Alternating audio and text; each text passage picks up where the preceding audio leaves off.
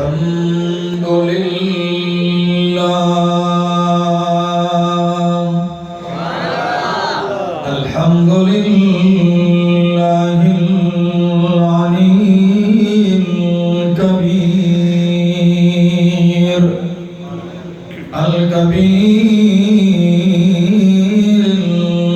المتعال الحمد لله الذي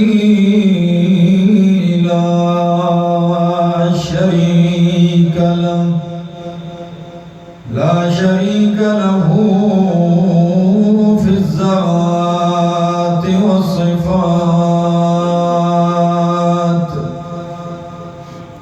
والصلاة والسلام على من أرسل بالبراهين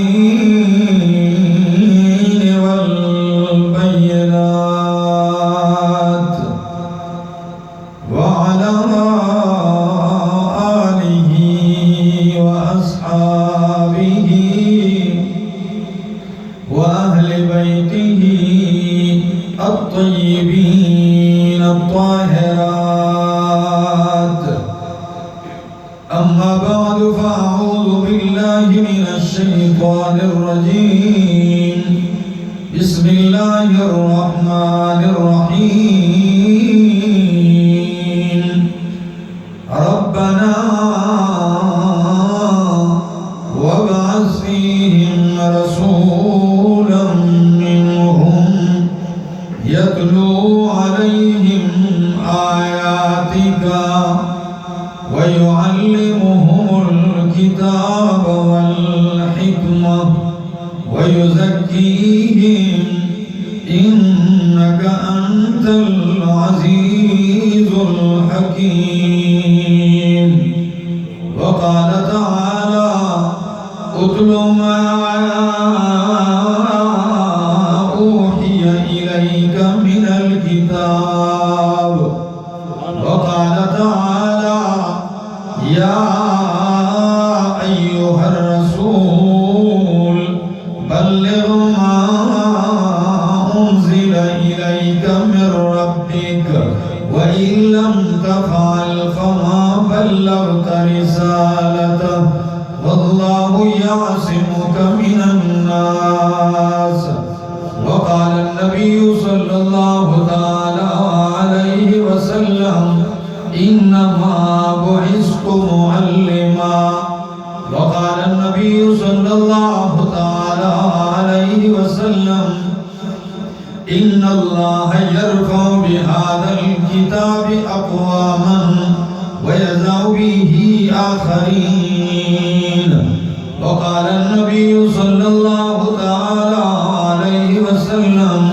بلغوا عني ولو آية وقال عليه الصلاة والسلام إن هذا القرآن سبب طرفه بيد الله وطرفه بأيديكم فتمسكوا به فإنكم لن تضلوا بعده ولن تهلكوا بعده أبدا سبحان ربك رب العزة عما يصفون وسلام على المرسلين والحمد لله رب العالمين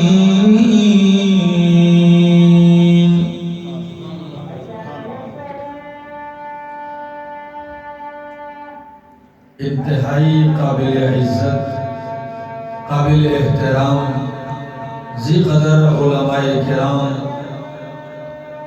اور صوبہ سندھ کے اس علاقے میرو خان اور گرد و نواح سے آئے ہوئے میرے معزز مکرم ساتھیوں السلام علیکم۔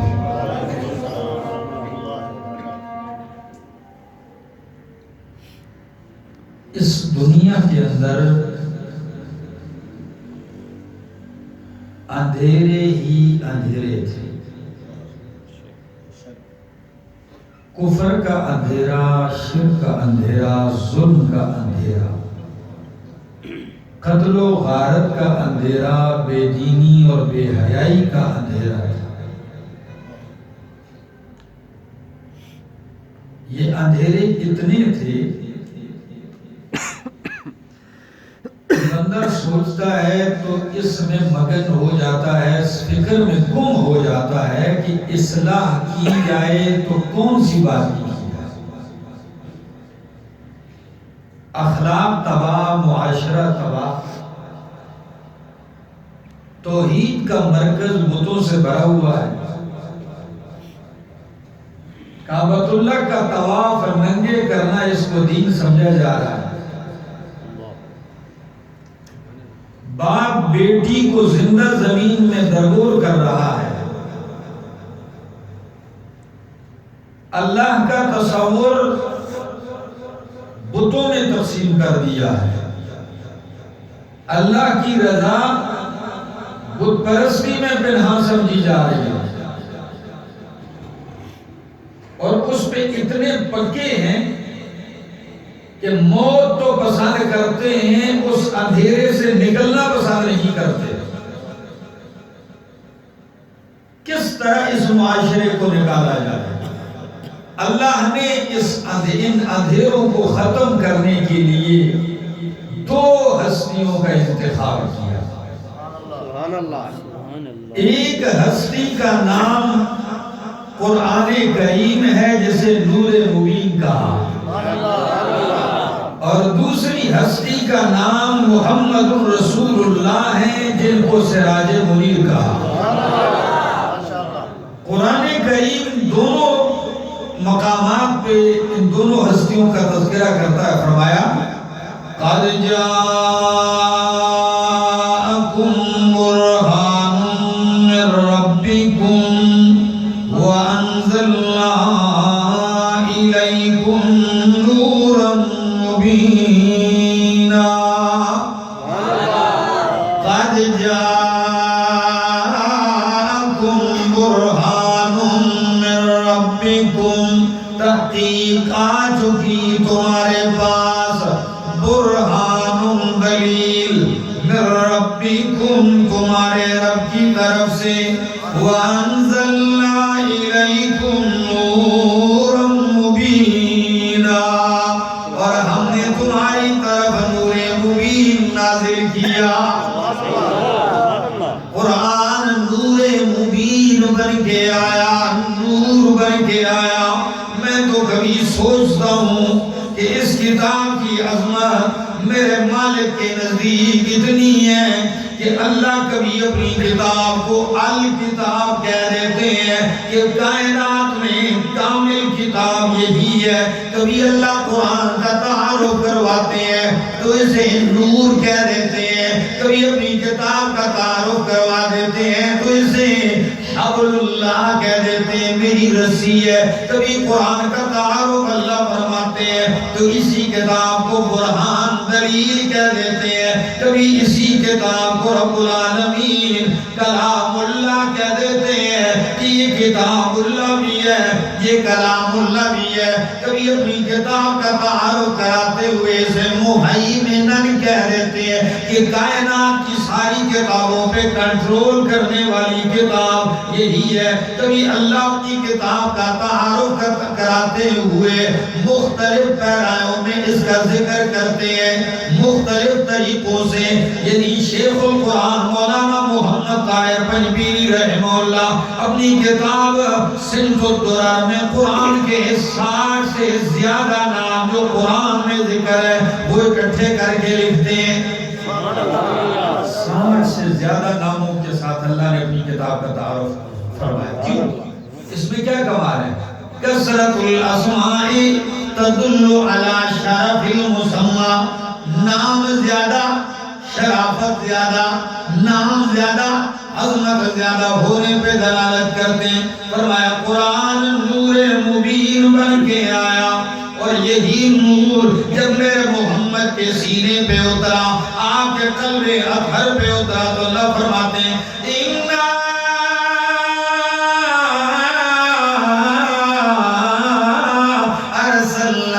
شاہدا ومبشرا ونذیرا۔ وداعيا إلى الله بإذنه وسراجا منيرا. نور مبین قرآن پڑھ کے آیا تو میرا محمد سراج منیر بن گیا. سندھ والو، میرو خان والو، میرے غیرتی مسلمانوں، قرآن نور مبین بن کے آیا تو میرا نبی کیا بن گیا؟ سراج منیر بن گیا. قرآن دیکھئے، قرآن میں اللہ نے سراج سورج کو بھی کہا ہے اور سراج نبی کو بھی کہا ہے. آسمان والے سورج کو 30ویں پارے میں فرمایا سراج وہاجا. یہ سراج تو ہے لیکن وہاجا جلانے والا ہے. وہاج کا معنی ہوتا ہے جلانے والا، گرمائش دینے والا. یہ سورج جلانے والا ہے. اگر کوئی اس میں زیادہ دیر بیٹھے تو جلا دیتا ہے، زیادہ بیٹھے گرمیوں میں تو رنگ کالا کر دیتا ہے. وہاج کا معنی. اب فرق کیا ہے؟ ایک سورج آسمان والا ہے، ایک سورج میرا محمد ہے صلی اللہ علیہ وسلم. فرق کیا ہے؟ فرق یہ ہے، سندھ والو سنیے گا، آسمان والا سراج سراج ہے مگر وہاج ہے. وہاج کا معنی جلانے والا، اور میرا محمد سراج ہے مگر وہاج نہیں، منیرا. منیرا کا معنی ہے جلانے والا نہیں، جلنے سے بچانے والا.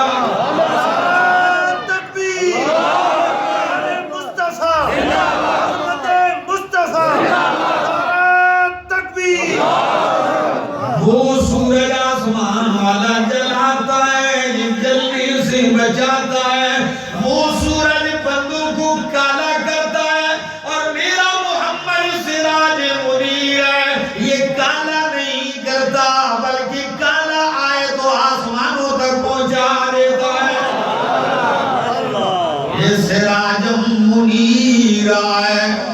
تو نور مبین قرآن بن کے آیا تو میرا محمد صلی اللہ علیہ وسلم سراج منیر بن گیا. سراج منیر. ایک فرد تو حضرت جابر نے بھی کیا اور کمال کر دیا. کہتے ہیں لنا شمس وللآفاق شمس، لنا شمس وللآفاق شمس، وشمسی خیر من شمس السماء. شمس الناس تطلع بعد فجری وشمسی تطلع بعد العشاء. او کائنات والو، رب نے دو سورج بنائے، ایک آسمان والا سورج، ایک زمین والا سورج. میرا نبی ہے. فرق کیا ہے؟ آسمان والا سورج اس وقت تک طلوع نہیں ہو سکتا جب تک کہ اندھیرا چلا نہ جائے، اندھیرا ختم نہ ہو جائے، رات ختم نہ ہو جائے. وہ چہرہ نہیں دکھا سکتا. اور میرا نبی وہ سورج ہے کہ یہ انتظار ہی رات کا کرتا ہے. جہاں کفر کی رات ہو وہی چہرہ دکھا کے نور تو ہی پھیلا دیتا ہے. شمس الناس تطلع بعد فجری وشمسی تطلع بعد العشاء. اور ایک بات کرنے لگا ہوں کہ وہ سورج طلوع ہوتا ہے، غروب بھی ہوتا ہے. کیا؟ سورج طلوع ہوتا ہے، غروب بھی ہو جاتا ہے، زوال بھی آتا ہے. لیکن میرا محمد وہ سورج ہے جو طلوع ہوا تو طلوع ہوتا ہی چلا گیا، کبھی غروب نہیں ہوگا. اسی کو قرآن کہتا ہے وَرَفَعْنَا لَكَ ذِكْرَكَ. میں نے آپ کا ذکر بلند کر دیا. تو بات کر رہا تھا کائنات میں اندھیرے تھے، اندھیرے دور کرنے کے لیے اللہ نے دو اجالوں کا انتخاب کیا. ایک نور مبین ہے جو قرآن ہے، اور دوسرا سراج منیر ہے جو میرا مصطفیٰ ہے. اور نور مبین سراج اور رد بھی اتنا مضبوط ہے کہ قرآن محمد کے بغیر اور محمد قرآن کے بغیر نہیں رہ سکتے۔ اگر قرآن کو سمجھنا ہے تو میرے محمد کی زبان سے سمجھو گے، اور اگر میرے محمد کی شان کو سمجھنا ہے تو قرآن سے سمجھو گے۔ یقین کیجئے نبی نے قرآن کا تعارف کروایا، قرآن نے نبی کا تعارف کروایا، اور اگر میں کہوں تو یوں کہوں کہ قرآن رحمت للمؤمنین ہے تو صاحب قرآن رحمت للعالمین ہے۔ قرآن واعظ ہے تو میرا نبی واعظ ہے، قرآن نصیحت ہے تو میرا نبی ناصح ہے، قرآن ہدایت ہے تو میرا نبی ہادی ہے، قرآن اجمال ہے تو میرا نبی تفصیل ہے، قرآن علم کا خزانہ ہے تو میرا محمد اس علم کی عمل کا خزانہ ہے۔ اور اگر سندھ والوں یوں کہہ دوں، اگر یوں کہہ دوں کہ یوں سمجھ لیجئے قرآن نے زندگی گزارنے کا نقشہ پیش کیا ہے۔ میں جملہ دے کے جا رہا ہوں، یاد رکھیے گا۔ قرآن نے زندگی گزارنے کا نقشہ پیش کیا ہے، لیکن اس نقشے میں رنگ بھرنا میرے محمد کے حوالے کر دیا ہے۔ یعنی یوں کا قرآن کہتا ہے نماز پڑھو، کیسے پڑھنی ہے نبی نے بتایا۔ قرآن کہتا ہے زکوٰۃ تو کیسے دینی ہے نبی نے بتایا۔ قرآن کہتا ہے حج کرو، کیسے کرنا ہے نبی نے بتایا ہے۔ اور اگر یوں کہہ دوں کہ یوں سمجھ لیجئے دو قرآن، ایک ساکت قرآن، خاموش قرآن وہ میرے ہاتھوں میں ہے، ایک ناطق قرآن بولنے والا وہ میرا محمد ہے۔ میں نے تشریح تو دی ہے لیکن اس میں دلیل بھی سنا دوں، دلیل سنانے لگا ہوں۔ نبی کریم ہجرت کی رات چلتے ہیں، ساتھ یار غار اور یار مزار صدیق اکبر بھی ہیں۔ میں اکثر اپنی تقریروں میں یہ جملہ کہتا ہوں کہ صدیقین بہت ہیں مگر صدیق اکبر ایک ہے، وہ ابو بکر ہے۔ تو صدیق اکبر ساتھ ہیں، نبی کریم چلتے ہیں۔ حافظ ابن کثیر البدایہ والنہایہ میں عجیب بات لکھتے ہیں کہ صدیق کبھی آگے کبھی پیچھے، کبھی دائیں کبھی بائیں، فرمایا مالک یا ابا بکر، اور صدیق آپ کو کیا ہو گیا، اتنے مضطرب کیوں ہیں آگے پیچھے دائیں بائیں؟ فرمایا یا رسول اللہ جدھر کا خطرہ محسوس کرتا ہوں میں ادھر ہو جاتا ہوں تاکہ میں قربان ہو جاؤں، آپ بچ جائیں۔ چلتے ہیں، غار میں پہنچتے ہیں، تفصیل ختم کر رہا ہوں، صفائی کر دی۔ فرمایا یا رسول اللہ تشریف لائیے۔ غار کی صفائی یہ بھی ایک عجیب منظر ہے، دنیا میں اس کی مثال نہیں ملتی محبت کی کہ بندہ سفر میں ہو اور اپنا لباس پھاڑ پھاڑ کے کسی کو قربان کر دے۔ غار کے سوراخوں کو اپنے کپڑے پھاڑ کے بند کر دے۔ دوستو صدیق اکبر وہ ہستی ہیں صحابہ کرام میں جنہوں نے اپنا سب کچھ قربان کیا۔ کسی نے مال دیا، کسی نے زر دیا، کسی نے گھر دیا، کسی نے کچھ دیا، لیکن صدیق وہ ہیں جنہوں نے سب کچھ دیا۔ اور وہی شخصیت ہے، میں اکثر کہتا ہوں کہ وطن چھوڑا، امن چھوڑا، چمن چھوڑا، وطن چھوڑا، امن چھوڑا، چمن چھوڑا، ہمارے پاس جو کچھ تھا بس تیری خاطر لٹا چھوڑا۔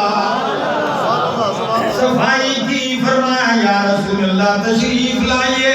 نبی کریم تشریف لاتے فرمایا یا رسول اللہ میری جھولی میں سر رکھ کے سو جائیے.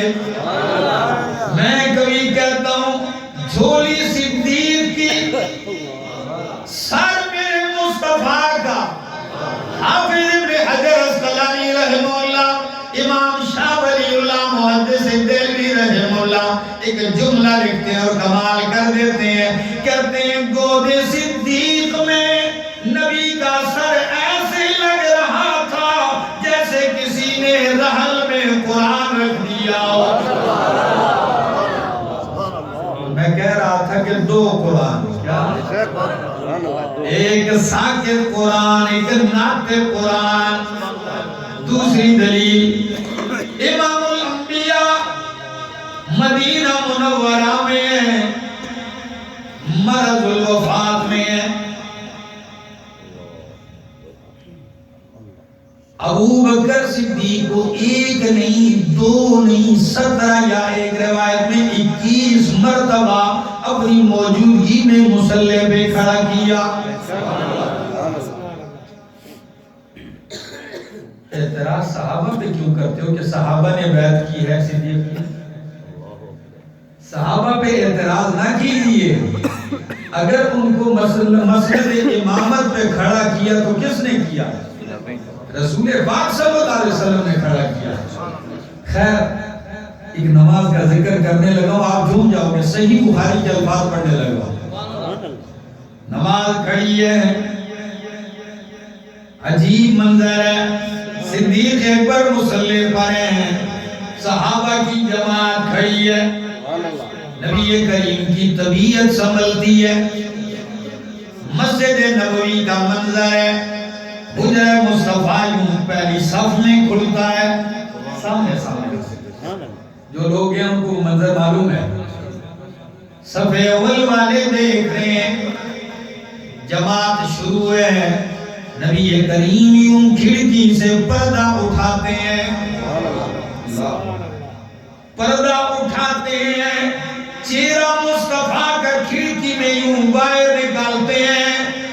صحیح بخاری صحابہ کے الفاظ ہیں کہ کھڑکی میں جب نبی نے چہرہ نکالا، ایک امام پر تمام صحابہ کو متفق پایا تو فتبسم. اللہ کے پاک پیغمبر مسکرا اٹھے. صحابہ کہتے ہیں کئی دن کی بیماری کے بعد جب ہم نے نبی کو نماز میں مسکراتے دیکھا، اپنی طرف دیکھا، قریب تھا کہ ہم نماز توڑ دیتے، بھاگ جاتے نبی کی طرف. صحابی کے الفاظ کیا ہیں کہ نبی کا چہرہ اپنے حجرے کی کھڑکی میں یوں چمک رہا تھا جیسے کسی نے قرآن کا نسخہ کھول کے سامنے کر دیا. کأن وجہہ ورقۃ مصحف، کأن وجہہ ورقۃ مصحف. یوں نبی کا چہرہ جیسے قرآن کا نسخہ کھولا ہو. تو قرآن نور مبین بن کے آیا اور میرا نبی سراج منیر بن کے آیا.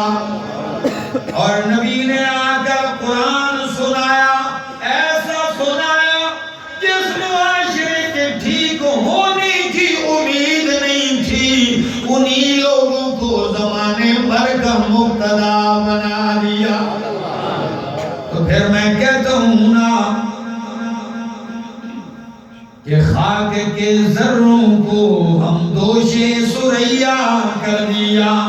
ایک عرب نے آدمی کا بول بالا کر دیا. خاک کے ذروں کو ہم دوش ثریا کر دیا. درفشانی نے تیری قطروں کو دریا کر دیا. دل کو روشن کر دیا، آنکھوں کو بینا کر دیا. خود نہ تھے جو راہ پر اوروں کے ہادی بن گئے. کیا نظر تھی جس نے مردوں کو مسیحا کر دیا. میرے دوستو، آج بھی اگر ایک بندہ چاہتا ہے میری زندگی تبدیل ہو تو اسے قرآن کی طرف آنا پڑے گا. اسی کتاب کی وجہ سے صحابہ کرام کائنات کے لیے معیار حق بنے، ایمان کے لیے معیار حق، دین کے ہر معاملے میں ان کو اللہ نے معیار بنا دیا اور اعلان کر دیا ہے کہ قیامت تک کے لیے ایمان کی کسوٹی صحابہ ہے۔ فَإِنْ آمَنُوا بِمِثْلِ مَا آمَنْتُمْ بِهِ فَقَدْ اهْتَدَوْا، یہی بہت اور ترمذی کی ایک روایت ہے، میں کبھی کبھی کہتا ہوں کہ صحابہ جو ہیں ان کو عمل کے ترازو میں تولو ہی نہیں، ان کو نسبت کے ترازو میں تولو۔ وہ صحابہ تاریخی ہستیاں نہیں، پرانی ہستیاں ہیں۔ اگر انہیں دیکھنا ہے تو اس کتاب کی نظر سے دیکھنا۔ ترمذی کی روایت ہے، لا تمس النار مسلما رآنی اور رآ من رآنی، آگ اسے نہیں چھوئے گی جس نے مجھے دیکھا۔ تو صحابہ نے کس کو دیکھا؟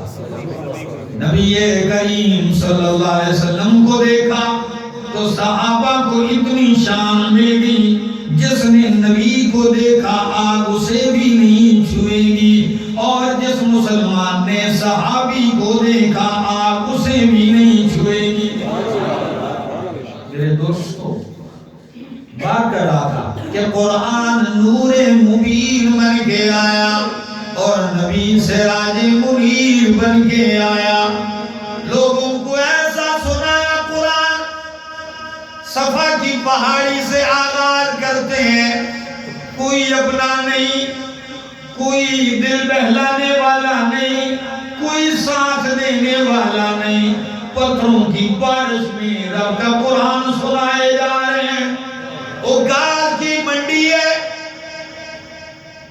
ایک صحابی ذکر کرتے ہیں، امام آلوسی اپنی تفسیر روح المعانی میں ذکر کرتے ہیں کہ میں نے ایک جوان کو دیکھا، اتنا حسین ہے کہ اس کے چہرے میں عجیب انوارات ہیں، خوبصورت حسین و جمیل جوان ہے۔ حسن کے کیا کہنے ہیں، یہ ایک مستقل موضوع ہے۔ یقین کیجئے کہ صحابہ کی لسٹ میں ایک طبقہ ان صحابہ کا ہے جنہوں نے نبی سے کسی دلیل کا مطالبہ نہیں کیا، کوئی تقریر نہیں سنی، صرف چہرے کو دیکھا تو مسلمان۔ یہ ایسا چہرہ ہے۔ انہی میں ایک ذکر کر دوں، جب نبی کریم مدینہ منورہ پہنچتے ہیں، آپ کے ارد گرد ابو ایوب انصاری کے گھر میں صحابہ کی جھرمٹ ہے، وفد در وفد لوگ آ رہے ہیں۔ مدینہ میں یہود کے سب سے بڑے عالم عبداللہ بن سلام رضی اللہ تعالی عنہ، یہ یہودیوں کے عالم تھے، کہنے لگے مجھے ایک شخص نے آ کے بتایا کہ انصار کے پاس ایک ہستی آ گئی ہے جن کا دعویٰ ہے کہ وہ آخری رسول ہے۔ اچھا جی، کہتے ہیں میں جو ہی گھر سے نکلنے لگا، میں نے کہا بھی جا کے دیکھتا ہوں، تو رات کا تو عالم تھا، انجیل کا بھی علم رکھتا تھا، آ گیا، دل میں سوچتا ہوں سوالات کیا کروں گا، دل میں سوچتا ہوں کس کس بات کا مطالبہ کروں گا، سارا تورات کا نقشہ میرے ذہن میں گھوم رہا ہے کہ آخری نبی کا چہرہ کیسے، آنکھیں کیسے ہوں گی، سارا نقشہ میرے ذہن میں ہے۔ جو ہی آیا آپ صحابہ کی مجلس میں، ایک نظر جب رخ انور پہ نظر ڈالی تو لفظ کیا ہے، میں نے کوئی مطالبہ نہیں کیا، میرے دل نے کہہ دیا کہ ھذا الوجہ لیس بوجہ کذاب، اللہ کی قسم ہے یہ چہرہ کسی جھوٹے کا ہو ہی نہیں سکتا۔ نہیں دیکھا، کوئی دلیل نہیں دیکھی، صرف چہرہ دیکھا، فرمایا یہ جھوٹے کا ہو ہی نہیں سکتا، سچوں کا چہرہ ہی بتا دیتا ہے۔ اتنا اللہ نے حسن و جمال سے نوازا تھا۔ کہاں سے میں نے بات شروع کی؟ ہاں، کہ عکاظ کی منڈی میں ایک حسین نوجوان کھڑا ہے، اس کی زبان پر ہے قولوا لا الہ الا اللہ تفلحوا، اے لوگو مان جاؤ کہ لا الہ الا اللہ، لا الہ الا اللہ، لا الہ الا اللہ۔ کوئی حاجت روا و مشکل کشا نہیں، کوئی بیڑے پار لگانے والا نہیں، کوئی کھوٹی قسمتیں کھڑی کرنے والا نہیں، کوئی موت و حیات کا مالک نہیں، کوئی نظر و نیاز کا مالک نہیں، کوئی عبادت کے لائق نہیں، الا اللہ، اگر ہے تو کون ہے؟ یہ نعرہ لگا رہا ہے ایک شخص، اس کی دعوت، اور ایک بزرگ آدمی، باقی لوگ بھی مارے، ایک بزرگ بڑی عمر کا آدمی وہ پتھر مار رہا ہے پیچھے سے۔ وہ صحابی کہتے ہیں میں دیکھ رہا ہوں کہ تپتی دھوپ ہے، وہ نوجوان منڈی میں کھڑا ہے بازار میں، میں نے دیکھا کہ سر کا خون پاؤں میں جا کے پاؤں بھی رنگین کر دیے۔ میں نے ایک بندے سے پوچھا یہ کیا معاملہ ہے، یہ خوبصورت نوجوان کون ہے؟ وہ کہنے لگا یہی محمد ہیں صلی اللہ علیہ وسلم۔ میں نے کہا اچھا تو یہ بوڑھا کون ہے بڑی عمر والا جو پتھر مار رہا ہے؟ وہ کہنے لگا یہ کوئی اور نہیں سکا چچا ہے ان کا، یہ سکا چچا ہے۔ سچ بتاؤ میرے دوستو، عزت دار آدمی گھر سے کوئی مخالفت کرتا ہو کتنا دکھ ہوتا ہے؟ تو کہتا ہے باقی تو کرتے رہے، تو میرا اپنا ہے، تو بھی میرا مخالفت ہے۔ چچا پتھر مار رہا ہے، کہتے ہیں میں دیکھ رہا ہوں مارنے والا تھک گیا، جب گرمی زور کی ہو گئی سارے لوگ چلے گئے، ایک نوجوان لڑکی آتی ہے، دوڑتی ہوئی آتی ہے اور اپنے دوپٹے سے کپڑے سے اپنے بابا کا خون خشک کرتی ہے، رو رہی ہے۔ میں نے پوچھا یہ کون ہے؟ فرمایا یہ زخمی محمد ہے، یہ ان کی بیٹی ہے۔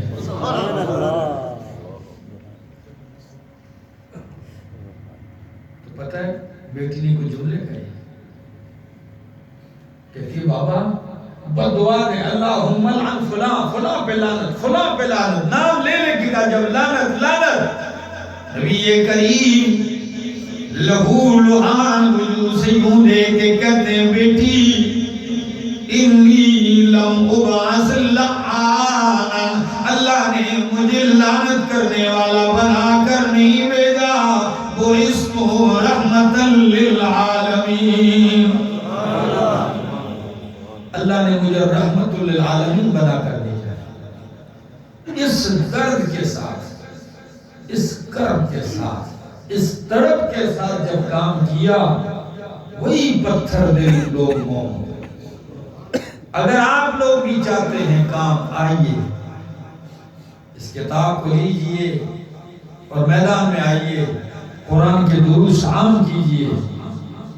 یہاں تو آپ کے سن کی اس دورے میں تو میں پہلی دفعہ آیا ہوں، اپنے محبوب عزیز دوست بھائی حزب اللہ کنیو صاحب ان کی پرخلوص محبتوں کے ساتھ آیا ہوں، لیکن کچھ منظر میں آپ کو اپنے خیبر پختونخوا کا بھی بتا دوں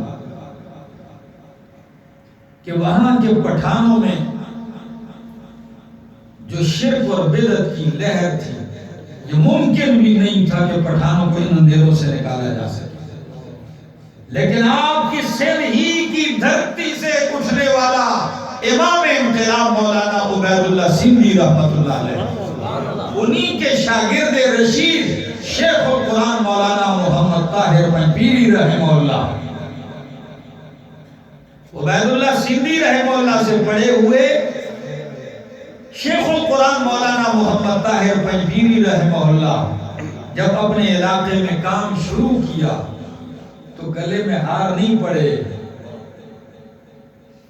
پتھر مار مار کے زخمی کیے گئے، لیکن اس مرد درویش نے جس درد کے ساتھ اللہ کی کتاب کی خدمت کی، آج اسی علاقے میں جب رمضان کا درس ہوتا ہے 45,000 طلباء قرآن کے درس میں شریک ہوتے ہیں۔ 45,000 طلباء۔ آپ دنیا میں گھوم کے مجھے کوئی اتنا بڑا درس قرآن نہیں بتا سکتا کہ ایک عالم درس دیتا ہو اور طالب علم 45,000 کے لیے کوئی کمرے بھی نہیں، کوئی ادھر دھوپ میں بیٹھا ہے، کوئی درخت کے سائے کے نیچے بیٹھا ہے، کوئی کسی دیوار کی اوٹ میں بیٹھا ہے، شدید گرمی میں صبح سے 8 گھنٹے 7 گھنٹے لگاتار درس کرتا ہے۔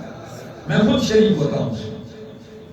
میرے دوستو، آئیے ان علماء کے پاس میں یہاں آیا ہوں، یہاں اہل سنت والجماعت صوبہ سندھ کے ذمہ داران بیٹھے ہیں، اس یہاں علاقے کے اور اس ڈویژن کے جو ہے وہ سربراہان بیٹھے ہوئے، ان سے ملاقات ہوئی، انتہائی انہوں نے محبت اور خلوص سے نوازا۔ میری دعا ہے کہ اللہ رب العالمین ہمارے اس آنے کو یہاں دین کی فضا کے لیے ایک بہترین ذریعہ بنا دے، اور اللہ رب العالمین آپ لوگ آئے ہیں، بیٹھے ہیں، سنا ہے، اللہ آپ کا بیٹھنا سننا قبول اور منظور فرمائے۔ زندگی باقی، ملاقات باقی، انشاءاللہ العزیز۔ ہمارا اتوار والے دن گٹھ 9/18 اچھا وہاں پروگرام ہے کس وقت سے؟ 12 دوپہر سے پروگرام کا آغاز ہوگا، کیونکہ اصل میں اسی پروگرام کے لیے آیا تھا، تو آپ کو بھرپور دعوت ہے، تمام حضرات وہاں تشریف لائیں، انشاءاللہ تفصیلی بیان ہوگا وہاں، دیگر علماء کرام بھی آئیں گے، مولانا عبدالعزیز صاحب قریشی وہ بھی تشریف لائیں گے، دیگر علماء جہاں کی جتنے بھی ہیں تمام آئیں گے، آپ سے بھرپور شرکت کی اپیل ہے۔